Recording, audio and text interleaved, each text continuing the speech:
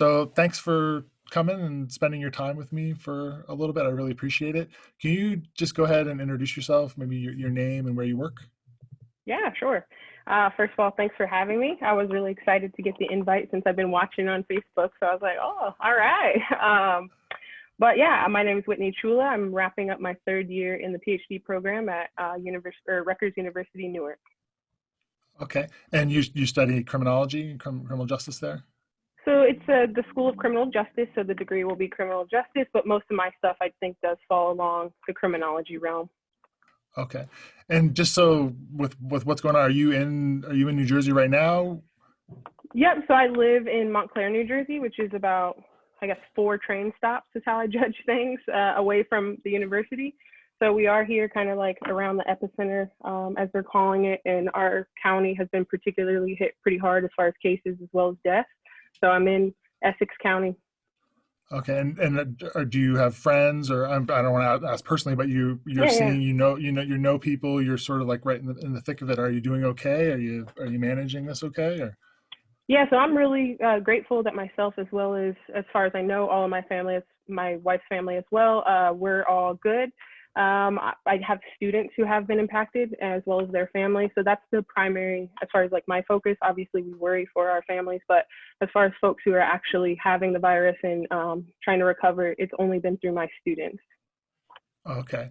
Well, best wishes to them. I know this must be Absolutely. like, it's disruptive here. I can imagine being there. It must be crazy. So, nothing I can really say, but, best Yeah, wishes. no, it's been a wild ride trying to switch over and still, try to give students a good educational experience for those who still can and want to engage, but while at the same time recognizing, the pressing issues that humanity is facing and being a good person.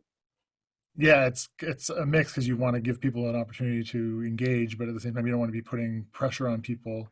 I know of students who've they're not show up to class, and it's because they've had some housing instability and they had to move states back to their parents' house, and they lose a job that's paying their rent and they have no place to stay. School quickly becomes a secondary type of thing. So one thing I've liked is our school has said, you're not going to go down, kind of a thing with the Mm, grades. We'll give you opportunities to improve your grade, but you're not going to be punished at this point if you have some troubles, because I think everyone's recognizes this is just unprecedented.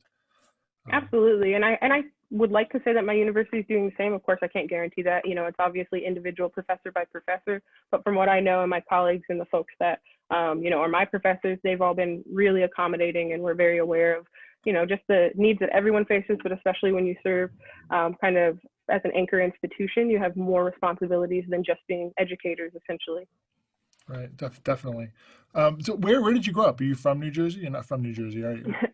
No, I am not. I'm actually from Ohio, so Dayton, Ohio. It's not that well known, but we created the cash register in the birthplace of aviation. You created the cash register? Dayton, Ohio, yes, that is where the world's first cash register originated.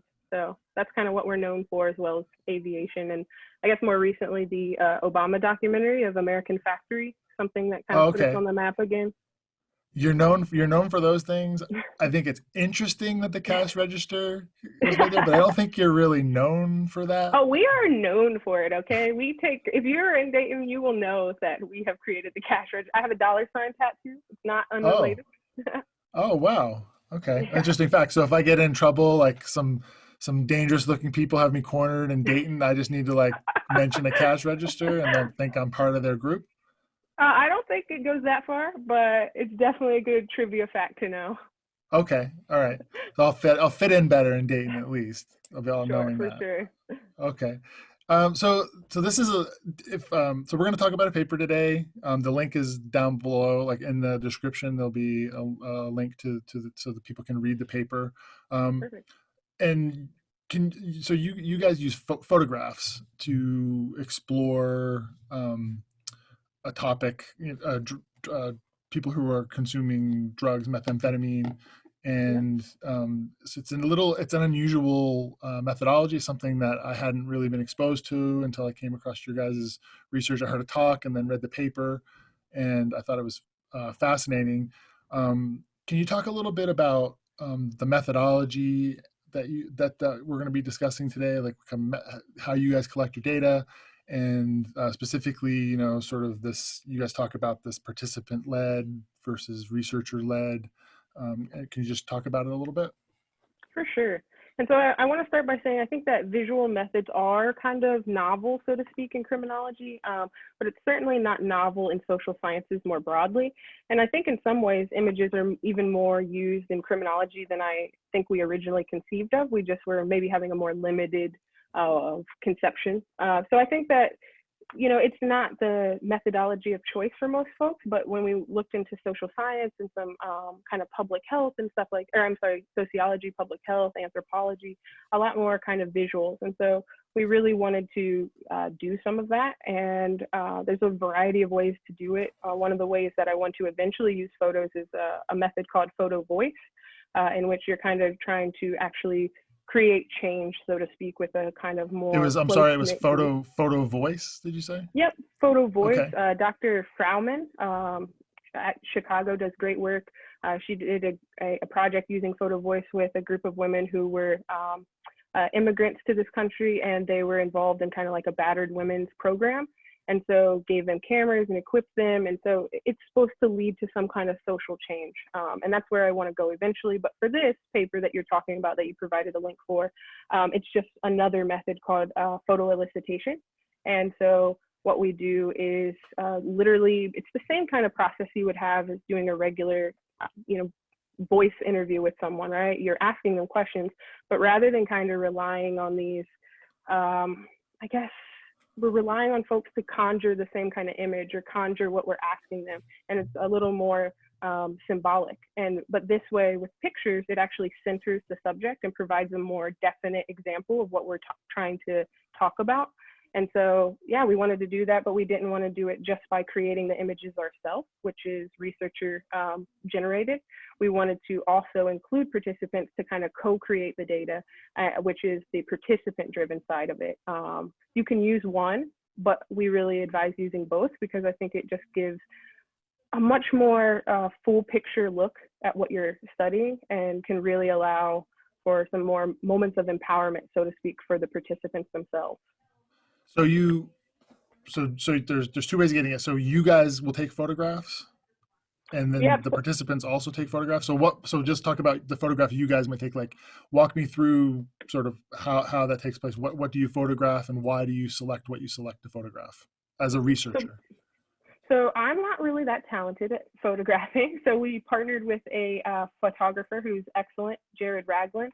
I can provide you his bio and link and all that as well. But he took the pictures and he took the lead on this side of things for us. My co-author, Heath Copes, down at UAB, he was going to do the photos himself, but wanted, I guess, a sharper eye. And so we brought him onto the project, and he, while we lived in the same world and we were doing the same project, there was, as you saw in the paper, a bit of independence between the two as well. And so he was helping us, of course, take photos of things that we deemed important or that the participants deemed important, while at the same time, you know, trying to accomplish his own photographic goals and capturing things that struck him. And he's gone on to since, you know, show his photographs in many different formats that aren't having anything to do with kind of traditional academia. So you guys are out in the field, you're interacting with these folks who are consuming methamphetamines or are involved in a group of people where methamphetamine is a part of the lifestyle. And while you're there, you have a photo documentarian with you who's sort of doing his own work, but you're collaborating as well. And then so something that you think is, as a criminologist, sociologist, that you think is important, you photograph it, and what do you do with that photograph and your participants, and then what do you do with that data? So what we did is, once those photographs happened, thanks to technology and everything, we had access to them pretty quickly, so that we, pretty much like you do with field notes, we would go back and, you know, kind of look at these images as quickly as we could to kind of see what themes were emerging. From that point, if we wanted to have these PEI interviews with specific participants, we would go ahead and look at the images we have of them, or if they had submitted the images, look at those, and then look at our transcripts as well, or review our field notes, and kind of create kits we call them photo kits. We got that from a few other visual researchers who use that term. And then we prompt them rather than just having a repeat interview where we kind of reorient you with words or, hey, we've seen this. We just literally show the interview, and we used an iPad to do so. So you sit down and rather than saying, hey, and ask a question based off of the data, the data that you've been processing and the new questions that you have, you sit down and show them a photograph that was taken out in the field. So while you're out in the field, you see something that you think is noteworthy, and then you use that photograph to elicit a response from the participant, and then that's your data. So you're using Absolutely. the photograph as just as a tool to elicit that. Exactly. And I think it's important to note that we were using these visual methods in kind of an ethnography sense rather than just like a standalone project. And so I say that to say that while it did provide data for us to ask participants about, it also just provided data for us to kind of immerse ourselves in the world a little more. And even if we wouldn't use those images in productions or in, data-driven interviews, we would also be able to access that as you would any kind of transcript data or field notes. So it helped in more than just the literal subsequent PEI interviews, but it also just helped in general us with coding and analyzing the data as it came in. And it's another thing I thought was interesting in the paper was you guys talked about this being a way for to build a bridge between researcher and participant, to not only have be one way with them giving you information, but you could be contributing and exposing a little bit of yourself to the participant. Does that sound right? Absolutely. I think for me, any kind of qualitative project, or probably arguably any science in general, I see it as being a collaboration, right? And that collaboration should be extended to our participants. And so that collaboration really helped. Yeah, it helped, I think, the rapport greatly. I think that it, by opening ourselves up and making ourselves a little more available, it increased trust exponentially. And we were also able to find ways to kind of become more real with ourselves and researchers through the process. So I think it was definitely reciprocal experience in that sense about how much it was kind of opening us both up. And then you also, it's not just you guys collecting the photographs with this professional photographer, but a participant, someone's taking part in the study, they're also taking photographs. And can you tell me how that works? So it happened in phases because, again, we didn't have it all figured out, like how this was going to work. We weren't like replicating a study, or we were trying to just see all the benefits that kind of photos could bring into the experience. So at first we tried to do like the disposable cameras. That didn't really work that well because for a lot of reasons, but one of the reasons is there's like nowhere in rural South to get these developed quickly. So and this is because this is in like Alabama. This is in Alabama in a rural community. Very rural, yes, and up, yeah. So it was just not accessible. You couldn't just go into a CVS. I don't even think you can do that in general much anywhere, but specifically not in rural Alabama. And so it just became a burden. The time that it would take. So we scratched that. we were just like, that's not going to work. And it was also kind of costly where we could be using that money to pay participants for their time or whatever else. And so we went with the digital method. And yeah, pretty much how that worked is those who had cell phones or smartphones already, we asked them if they wanted to participate and do this. And some did. Some had smartphones and didn't want to do it. But those who had smartphones mostly seemed to be kind of into it. But that interest, as we mentioned in the paper, varied, in its intensity and longevity between the participants. And so they would just have their cell phone. And would you tell them, hey, keep an eye out for this type of theme, or would it be anything you think is noteworthy, something? And what was the sort of like the guidelines in terms of what they were going to be doing?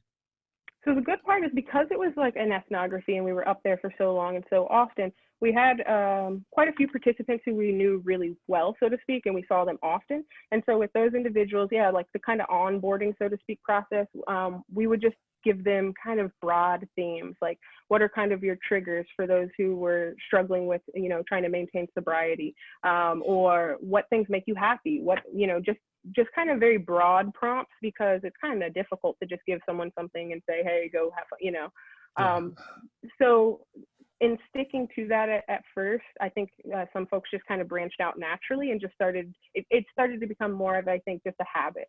And again, as we mentioned in the paper, for some of our younger participants who we had quite a few of, this was already second nature. You know, Snapchat, Instagram, all this stuff. It's not weird, so to speak, or unusual for them to pick up a phone and take a picture of anything in their life. No, my daughter sends me like 80 texts a day with like news articles, pictures, me, everything. It's just it's a way we communicate sometimes in the next room. So I think it's become Yeah. second nature for a lot of people. And I think a lot of people just feel safer communicating that way as well. There's like, you have, more introverted type of people maybe feel more comfortable Yeah. communicating that way. I 100% think so. Absolutely. And I think that because like some of the communication that we did was through like apps, so they weren't necessarily always just texting us pictures. I think that gave them an outlet to be able to maybe send us stuff when maybe they weren't looking for an immediate reply, but they just wanted to dump something and then not have to face it right then and move on later. And so in that sense, I think not only does it like kind of benefit introverts, but maybe it benefits folks who just want to release and have kind of a third party, so to speak, to release to, and then just move on for that moment anyway. Okay. So then you guys have those pictures, you do the same thing. You use those, the things that you've been sent, the things that you think are notable. You guys think, hey, we really want to discuss this, and you use that as a prompt to elicit responses, and you're getting it from both of these methods come together, and then you're analyzing this data. Can you talk a little bit? I know you guys talk about this in the paper about this method being a method that helps create a venue for agency. So can you talk a little bit about that? Yeah. So for me, and I think all my co-authors would agree, like one of the things that we think is so important is, you hear this overused phrase of give voice to people, but people have voice, right? You just got to find ways to give them a platform or to share the mic or whatever the case may be, right? Just make space for like marginalized voices to be heard. And so I think that we were trying to find methods that highlighted that, particularly with a population that's already marginalized and rural and doesn't always have the best depictions, kind of as we spoke about through email, through the media. And so it was really important for us to find a way to take away kind of this hegemonic control of identity and to some degree literally put it in the hands of the folks we're talking with to create their own identity. We did that several ways, from silly things like just allowing them to pick their own names, to literally trying to do this kind of methodology so we can empower them through giving them a skill. For sometimes we sat down there and talked also about like lighting or just better ways to like capture images. And it's not necessarily something marketable, but I like learning things, and it seems like folks like learning a new thing. So it's going to be empowering in that way. And just again, providing a space for someone to more accurately tell their story and not have to censor out bad parts that might make other people feel uncomfortable. Right. And I think you guys touched on this, is that you have just a handful of corporations that are providing these images and of what a certain type of person is who is in this X or Y type of lifestyle. And Absolutely. Those people are marginalized. They're, quite often socioeconomically, they're in a rough shape. There may be racial component to it. And it doesn't, they have no control over how they're, Absolutely.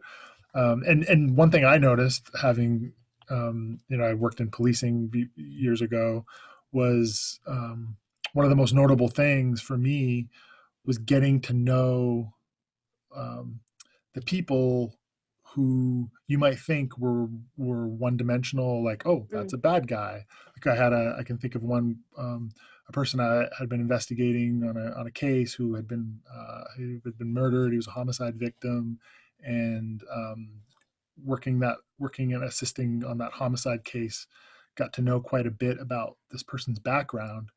And if you were to watch this type of person in a movie, it would be very one-dimensional. He's this gang member. He's using drugs. He's this. He's that. But he was also, really good student of dance when he was younger. He, has a family who loves him. He is a great brother. He is, there's all of these components to people, but we put them in boxes. And it's one of the things I really liked about this was Yeah. this the woman who we're going to talk about later, is that I thought it was incredible that how she exposes this complexity, that, hey, I'm not one dimensional here. I'm a total person. So Absolutely, absolutely. And I think like what you said about like the institutions, why that was so important, because my actual first kind of like foray into this visual work is we were speaking with individuals who used meth and showing them anti-meth media campaigns, and getting their reactions from that, and how we actually learned through that study that for a lot of people, instead of like trying to get help, these images serve to make them feel like, oh, well, I'm not that bad, so I can keep using meth and I'll be fine. Or, it just created a further kind of stigmatization when seeing, similarly situated people looking so poorly. And so, yeah, absolutely. Any way that we can try to show the nuanced humanity of people and as many parts of their complex, existence as possible, I think that's when we're getting to, I guess, where I morally feel like is my responsibility as a researcher. And I think this is a great time. I think the population is more receptive to this than at any time in my life. I think a lot of it has to do Mm. maybe with the opioid crisis affecting so many people in communities that may not be typically associated with having a drug problem, like most majority white communities, where for decades we've been told that these are, quote unquote inner city problems, black problems, of the coded language about the drug problem being centered in certain communities. And people are realizing that this is not something, this is a social problem that affects all people from all walks of life. And I think people are, because of that, they're being more receptive to these types of ideas. I don't know. I mean, you hit on everything, which is also like more of my like kind of criminological whys. Like I focus a lot on rural research and particularly white communities, because I do think we have a responsibility to kind of push past this criminology idea that all of the crime is situated in urban Black communities, right? Like I think that we definitely need to stop just rehashing the same topical areas a million times that further cement a negative stereotype and don't really provide a lot of real foundational background work about like actually naming racism as what's happening. And so for me, like I see my responsibility in this whole thing is really focusing on those kind of untold stories to portray a more accurate depiction of what's happening with drugs, particularly in America.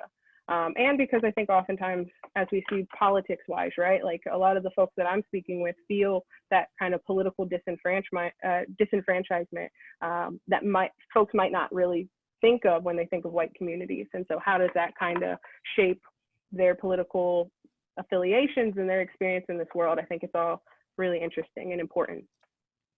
Yeah, I live in a rural community in the Ozarks, and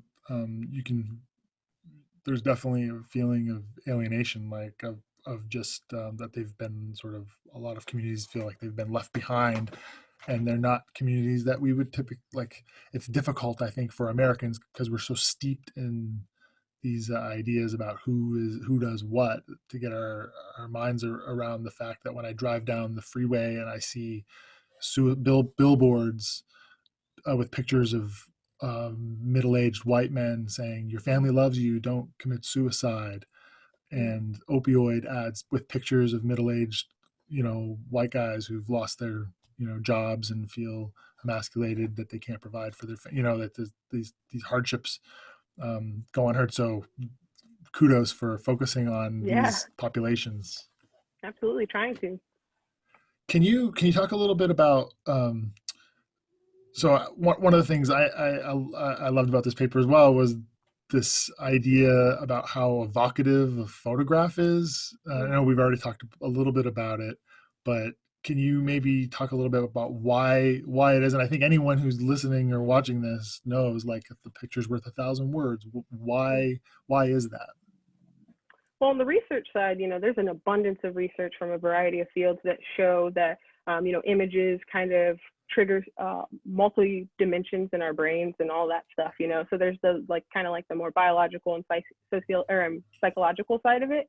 But just from less so that academic side, I think that images really pin you to a moment as well. From inside the research perspective, the conversations and the interviews I conducted when we had photos to use as kind of as tools to elicit information. It was much more personal, much more focused, much more, or less likely to kind of drift to, sometimes qualitative interviews can drift to places that, might be nice, but not always helpful.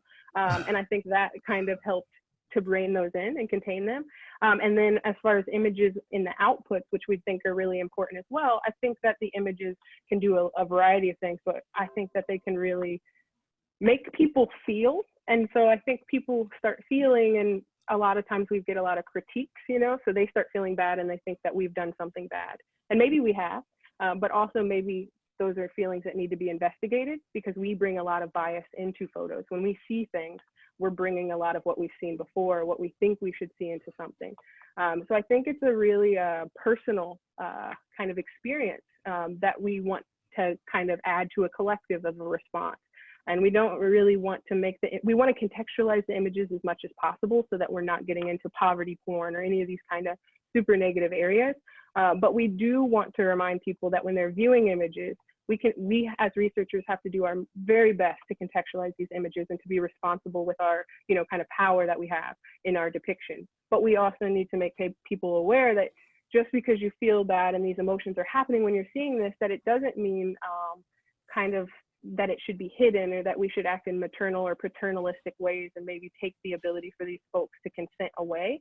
Rather, I think it should be, as my co-author Jared Ragland, he quoted, her name is Ariella Azule. She's a philosopher, and she always says that pictures shouldn't elicit sympathy, they should elicit action. So we kind of want our pictures to not just sit with feelings, but make you investigate those feelings and maybe research the feelings that you're having literally, and investigate the problem that you have with it, and then turn that into your own research. So yeah, I think that pictures are just very personal and powerful for a lot of the academic and kind of non-so ways. Yeah, and I know, like for me, if I go to visit a relative that I haven't seen in a long time, or a friend, and they tell me a story, that's wonderful. It's one thing. But if they Right. pull out a photo album and they show me a picture from that day, and then we talk about the day, you can almost feel the sun on your face or whatever was happening. Absolutely, yeah.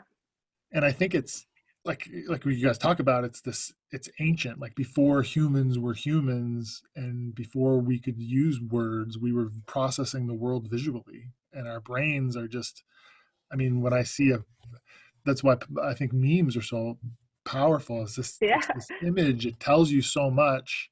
And then like you talked about this, that the person who's talking about the photograph is bringing all these parts of themselves into it. But that's really interesting stuff, like Yeah. what are you bringing when you see this picture? Like it's great. I really like the idea.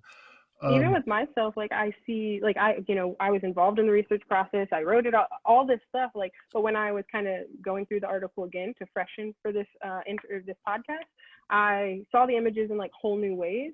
Kind of like I started thinking about new things that, hey, this should have occurred to me then, or this could have reflected this theme. Like, so I think that it also just elicits more creativity and more just like, I guess, varied thought.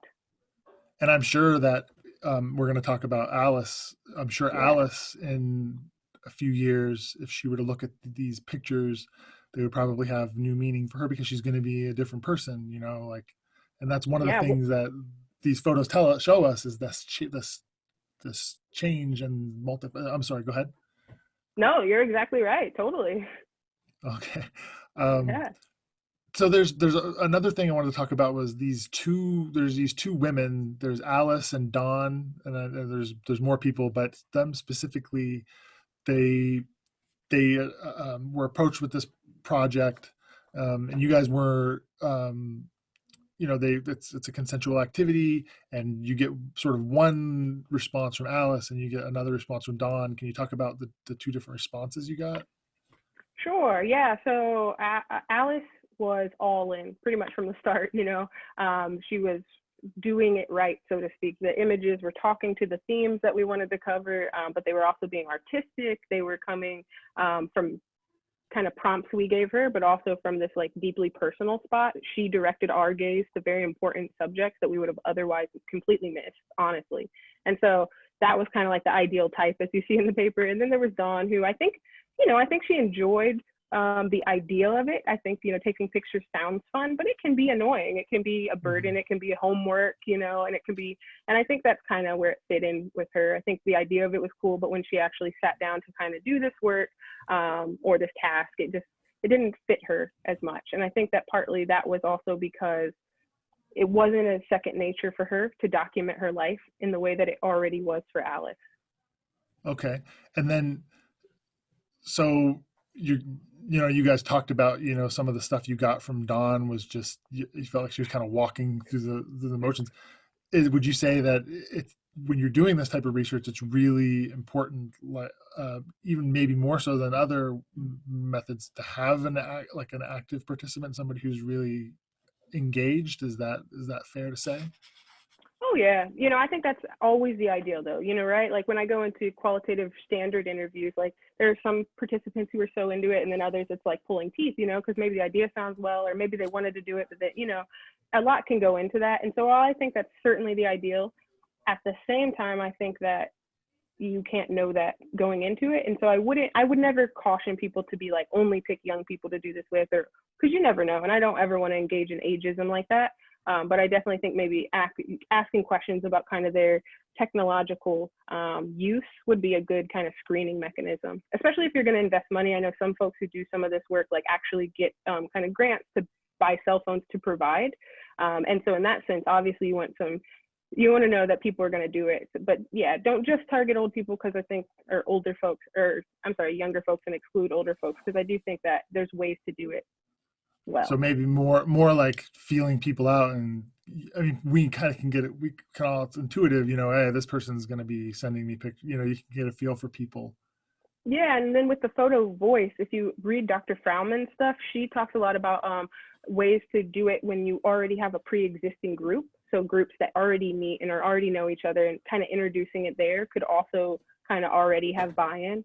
So that's another really good tool, I think, maybe approaching or talking to other social groups that are already collected. Okay. So when I first discovered that I heard the talk, read the paper, I love it, I appreciate it, but I have to admit I was like a little uncomfortable. I was like, wow, like, because in the paper there are pictures of people's faces, someone's face, and there's you guys talk about this. This is a person who is exposing themselves making themselves very vulnerable in a variety of ways. Like there are pictures of that and talk of drug use, and people have children, they have jobs, they have their future, and it's a brave act to move forward. Like, can you talk a little bit about the process of consent and how you handled compensation? I know in America it's very common to compensate participants in studies. Talk a little bit how you handled consent and compensation in this study. Yeah, certainly. And I think that it's worth noting, again, just a reminder, we did a partnership. So when you do interdisciplinary research, sometimes the ethics that guide both are a little different. And so in this sense, as criminologists, we went into it with the kind of ethical understanding that we believe that, as you said, it's a common thing to compensate participants for their time of an interview or a survey, or so to speak. So that was our ethical principle. We would never want to ask someone to provide us time or, the deepest stories of their life for free, so to speak. So we wanted to compensate them financially.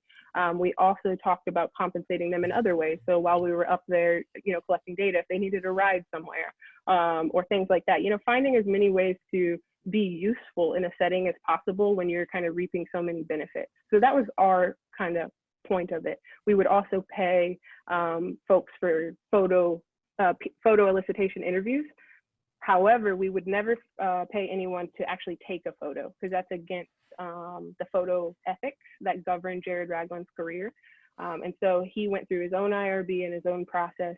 And so we would tell the participants, you can do an audio interview only and be paid. You do not have to do the photography portion. You can if you want to. We would only ask once. And if they did agree, they had to sign 2 completely separate forms. And it's, we had kind of like what's called ongoing consent. So throughout our entire research project, if anyone wanted to rescind their consent, we would definitely honor that. We had, I wrote it down, we had 29 folks who went on with having photos in our project. 2 people asked to remove them. So initially we had 31. So 2 folks asked to remove them, we immediately did. It's not a situation to where we ask questions about why, we would just stop. But that only goes so far, right? That's just for the research process. Once things are published, once things get online or at professional conferences, there's really not much we can do, right? And so it was very critical that before a photo was taken, we made sure that they weren't exhibiting any signs of intoxication, like nodding out. We can't guarantee that people weren't intoxicated, right? Like this was their life. We didn't see them do it. So, but to our knowledge, they were not intoxicated. And we tried to be as liberal as possible with telling them where these photos might end up. Even like we would say the most random thing possible, just as in the far-flung possibility, like what if it showed up here? What if it, and having those routine conversations. And that's how we would do it. We wanted to respect the fact that they were adults and that although they're using drugs, it is not our job to be their parent. It's their job to make informed choices about their life. And so we followed the law, we followed IRB, and we followed what we think is right as far as trusting people's autonomy to make decisions while still trying to be as responsible as possible about what that means. And you guys talked about like these types of venues, people might get this paper, discuss it, share it, and on the internet and video, who knows?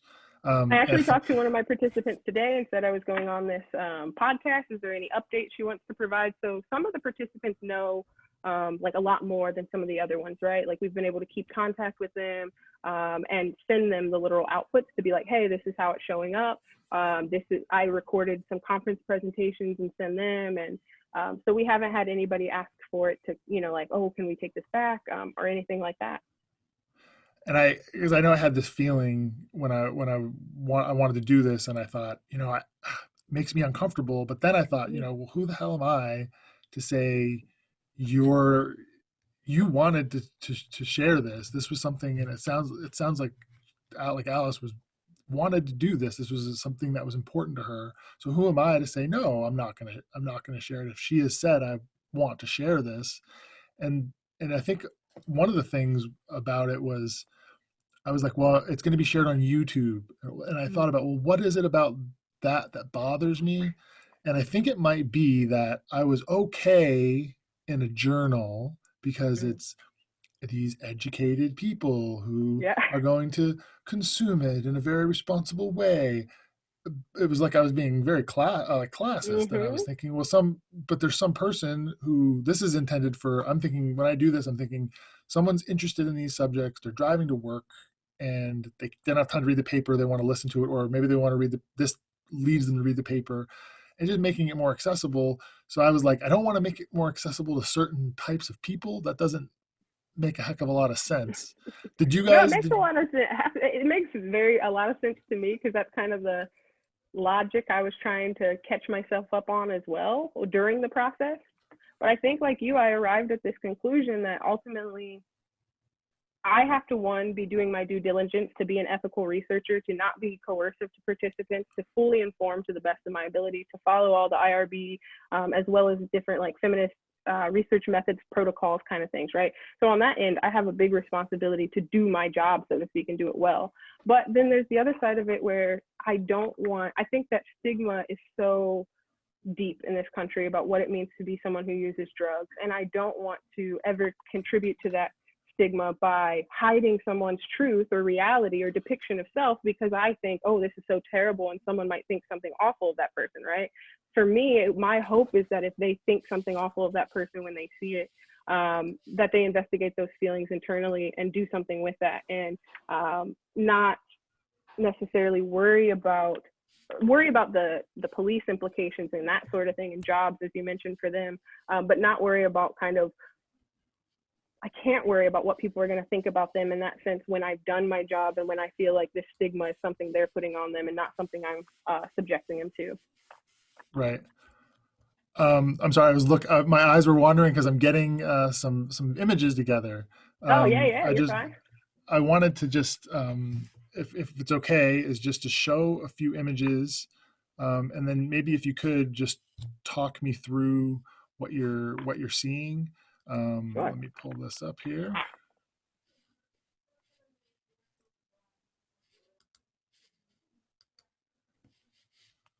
Okay. Hmm. Are you able to see it? Okay. Yep, I can see that. Great. Okay. So the first picture here. Can you just like? So is this a photo? This is a photograph that Alice took. Is that correct? Yep, that's correct. She sent it to us unsolicited. Okay, and then so you guys got this photograph and you sat down with her, and during the interview you put it down. What was it that? What about it? So she sent you, I'm assuming, a variety of photographs. What was it about this that drew your attention to it? Well, to be quite frank, like visually, it struck us right away, right? Like it was artistic. It kind of like already captured some of the themes that we knew about her, right? The struggle between drug use and her daughter's name on that mirror, and we knew the tension that she was facing at that time of her life. She was really decided, she had, was deciding whether or not to really go sober or not, right? And kind of doing these starts and stops.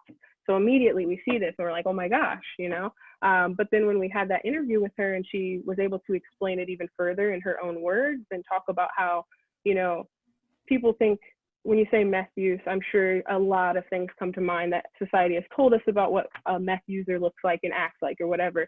And for all of the negative kind of stereotypes, one thing is true about folks who are struggling with, in the throes of self-described addictions, right, is that they feel like they're caught up in a lot of chaos.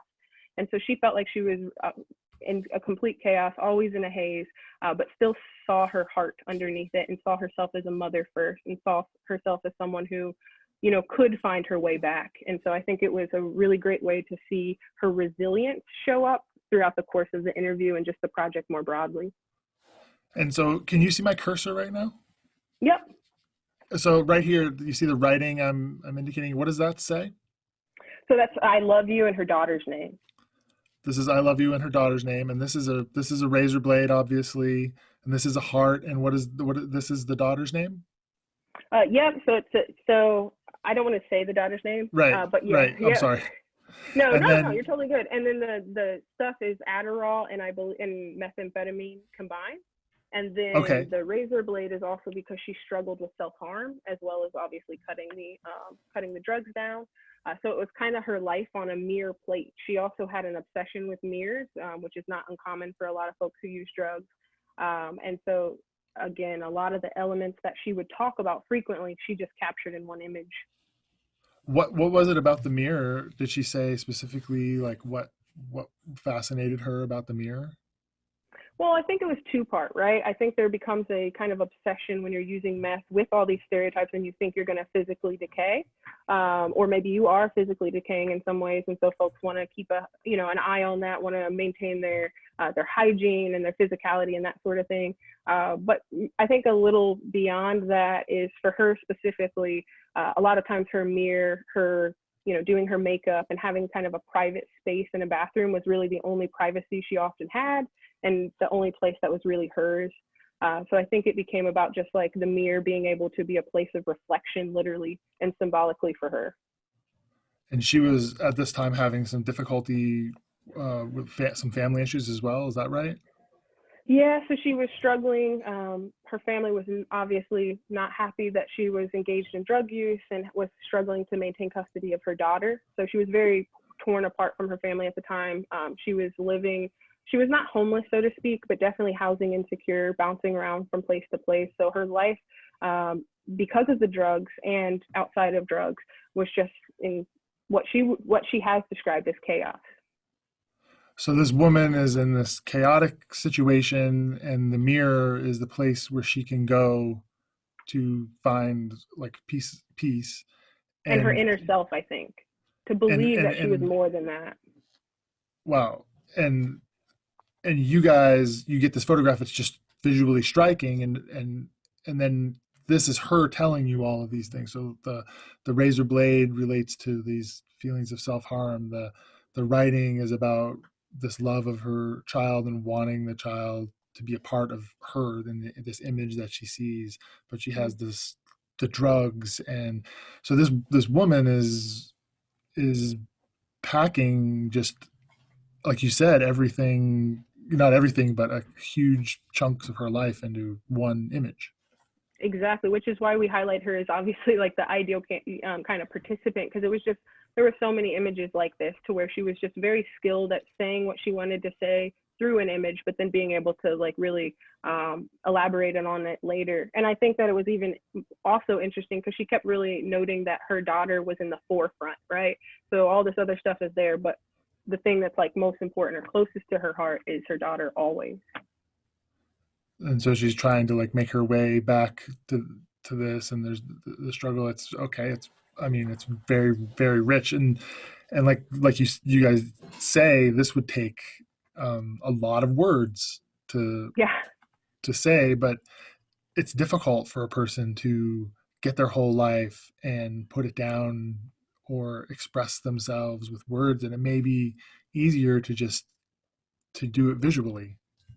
And to your point, we actually did experiment with diaries. So I think at one point we even like got her a diary, or she had one, something like that. I don't remember the details, but we were like, hey, when we're not present for interviews and you want to tell us something, write it up. That didn't really work for her. It wasn't, she did some, so, but like you said, the camera was really her way of doing it and doing it well. She was a very And great some candidate. and some people are just visual people. Some people love words, but some people, they have just as much to say, but they see it and say it with images. 100%. And at the time, she was using drugs, so her voice was like symbolically, but also literally kind of very much. She was much meeker of a person, like very quiet. And since she has quit using drugs, now she's speaking so much more. So maybe photographs wouldn't be the best route to ask her to produce her story with now, because she is so much more confident and is so much more willing to use her literal voice. But at the time, I think it was an ideal medium for her. Right, and that's just to touch again on change. Like, we're never the same person. Like, the person I am today is different than the person I was 5 years ago, and 5 years from now, who knows who I'll be if I'm still around. Um, Yeah, fingers crossed. I hope you are. yeah, well, thank you. I hope you are too. Can I? I'm gonna go. Do you have any final thoughts on this one before I go to the next picture? No, So can you talk a little bit about this one? Was this a photograph you guys took, or was this a photograph that she took? she took this one actually. So again, another one that she was feeling shame, she was feeling guilt, she was feeling embarrassment, she wanted to disappear. So all of those things can literally be seen in the fact that she chose to completely give a silhouette of herself. You can't see any of the physical details of her. She feels like she's, just alone in a corner. And at the time in her life, she was really struggling. She was in a very kind of a toxic relationship with a boyfriend at the time, and he just wasn't great for her self-esteem. I mean, he was struggling as well, but he would be very jealous, and that would definitely trigger her shame issues and guilt and weaponize her past against her in some of her darkest moments. And so she was just in this house with him and with his friends who were also using drugs. So it constantly felt for her like she didn't really have a place to belong in a positive sense. She was just very shamed and stuck in this rut, so to speak. And what was it that drew you guys to this one again? I don't know if this might be just the same answer for every time I ask it. Was it just Right. visually striking, or was there something in particular that drew your guys' attention to use it as a tool to elicit responses from her? This one wasn't as visually striking in the sense of also when we go to produce this in publications and printouts, like it actually is not great. Yeah, and we kind of talk about that in our paper about how sometimes it's not always the best to use the most visually striking images, because that can kind of take you away from the most like important conceptually images. And so this was one of those ones I think was more so important conceptually and symbolically, because I think it really speaks to what she wanted us to know that she felt like, which was alone, which was ashamed, which was guilty. And I think that that's why we ultimately decided on that. Also because we spoke with her through these interview processes, and it was something that was really evocative for her. Okay. And do you have any other things about this particular photograph? I thought it was one of the things I thought was interesting is how she was able to make it like she's completely black. I think it is visually, maybe I Yeah. don't have good taste, but I think it is visually striking. It almost is as if she's like cut out of the picture. Like I feel like there should be an image here that's been almost like Photoshop removed. And she was just, this is with a cell phone, correct? Ah, okay. I can see that now. Like, see, like it, I feel like photos in general are this like co-production, right? And I wouldn't have even have thought that before, having seen this image a million times, but I totally see that now. Yeah. Yes. So maybe I'm just a master photography I expert. know. I didn't know it. I feel like you need to do a project now. But no, I think that's great. And she would tool around with like lights, and like she certainly would do angles and all that. So I'm certain that that was probably all the deep stuff that you said about that was imbued in her decision to take this one. And I'm certainly no artist by any stretch, but when I see these pictures, I think of her like as being a very artistic person. I've never met her, but Yeah. she seems like a very artistic person. And please, if you could send me a link to your partners, the Yeah. photojournalist or the photo documentarian, if you could send me a link to his work so that if anyone wants to check out some images, we're just focusing on her images today. But I'll add that to the link down below so people can check that out as well. Perfect. Yeah, we'll do. Okay. I'm just going to go on to the next one. And Yeah. so can you tell me, this is obviously like a typical selfie. So Yeah. this is something that she sent to you. Was this solicited or unsolicited? This was technically solicited because this was coming at the end. We knew we were writing this paper. We knew that she had a lot had changed in her life at this point. She had quit using methamphetamine. I forget exactly how many months she had been sober at this point from meth, but it was quite, like a significant number of months. And so we wanted her to be able to provide a picture that she believed kind of represented her, so to speak, now. And this is the one that she chose. And when we asked her why, it was because she felt empowered in this photo. She was no longer using drugs. She felt on the path to getting her daughter back, which, spoiler, she has custody of her daughter. She shares custody of her daughter now. So things have dramatically improved in her life. She's been free from meth for, I think, over 3 years now, about. That's so wonderful. she's doing and this is really in her journey. And she just said she felt empowered. She felt like she was finally kind of like fighting, so to speak, to get her daughter back and doing the things that you're supposed to. I think she had a job that she was feeling good about here. And so it was just again, like you said, it's a typical selfie. She's, I think, 23, 24 at this period. So it's just what I would see when any of my friends, right, are posting photos on Instagram about to go on a job interview or do whatever. And so I think the beauty of this photo is that it is so quote unquote normal.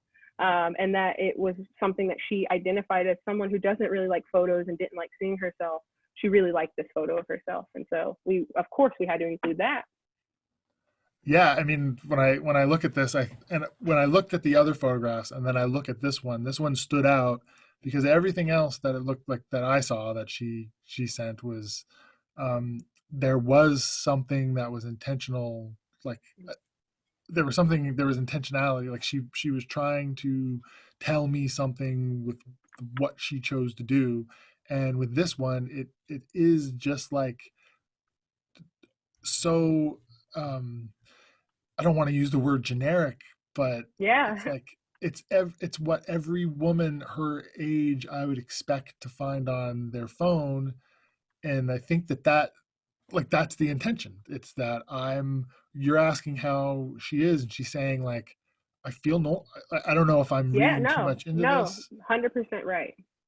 Um, so Throughout I the think it's project, just, she would use that word a lot. And I don't know if you saw the presentation that Copes gave where he actually titles it like Quest for Normality. But that's exactly what you're honing in on, exactly, I think, what her kind of life process intentionally was to get normal. I hate to use that word, but no, so do I, but but I think that's something like sometimes sometimes I feel like that we say, well, we don't want to don't want to use that word, but that's what for her, that's what it is, right? exactly, 100%, exact. Her normal, right? It might be different from mine or yours, but her idea of normal looked like being gainfully employed, having her daughter, being present for her family, being a good granddaughter, And sometimes I think for myself, I'm like, oh, these are kind of stereotypical gender roles, whatever else, but that's not my normal. And it's not for us to say whether or not this is a great normal or whatever, right? It's about, I think, empowering people to live the life that they want for themselves.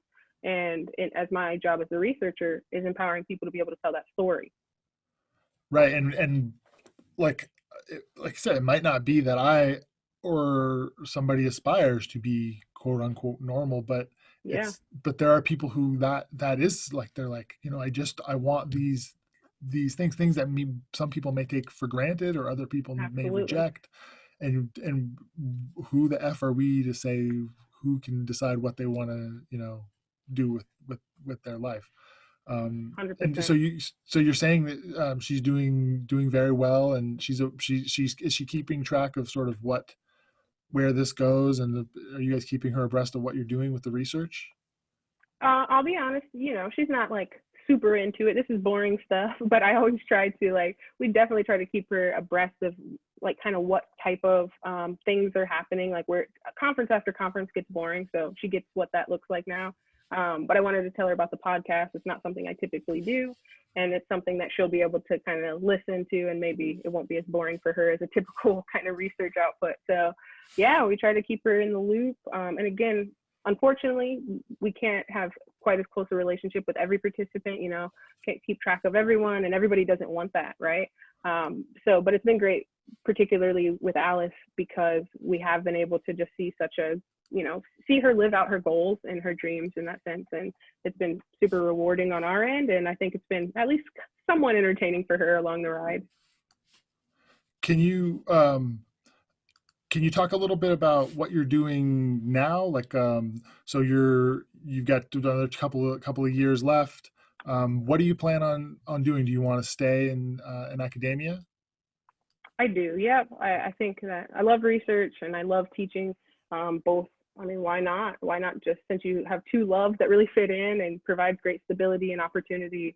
Maybe it's just me being nerdy, but I think it's one of the jobs where every day I feel like I can kind of live out my ethical values and all that stuff. So I'm pretty happy. There's a lot of problems in academia, but I'm pretty happy with this field. Okay, and then if can I ask what your plans are for a dissertation? Are you at the point now where you feel confident saying, here's what my general, like, what we can expect from you?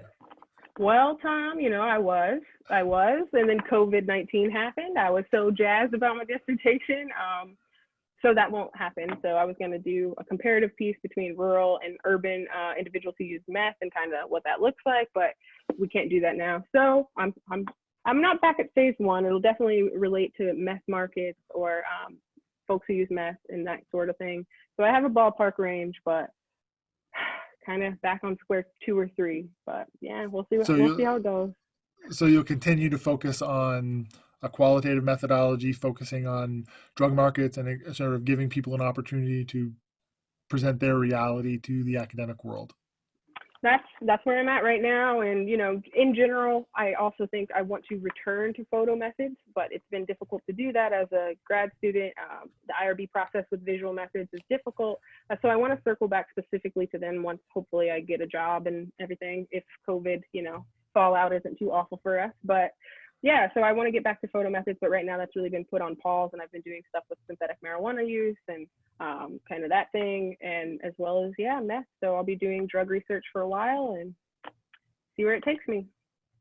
Okay, well, I'm looking forward to seeing where you end up and what you end up doing. I think you're a fascinating person. I really enjoyed chatting with you. Thank you so much. Do you have any parting words or anything you'd like to leave this on, or? The only thing that I didn't mention that I would be amiss if I didn't, as far as like ethics of this stuff, one thing to consider is like facial recognition has become really relevant to the Yeah. ethical consideration of these projects. I don't have answers for these, but I just want to complicate, it's not always as simple. So folks will want to definitely wrestle with that reality, as well as the reality of just in general, it can provide some opportunity for police or whatever else. So just think through the problems, think about how you're going to manage metadata and all this stuff, decode, de-identify. It does come with sticky ethical obligations that maybe are beyond the typical, but I think it's worth it. And I think that slow research isn't it's not what we do. We like to get it out fast, but with this kind of stuff, be slow, be patient, be diligent, and I think it can be profound.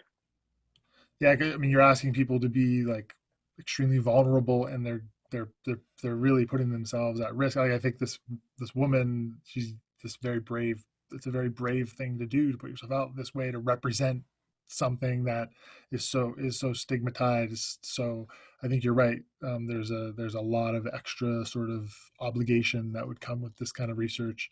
And I hope you have an opportunity to learn more about it and to do more work like this. And I just wanted to thank you again. Have a great night, and look forward to talking to you again. Yeah, thanks, Tom. Have a great day or night. Thank you.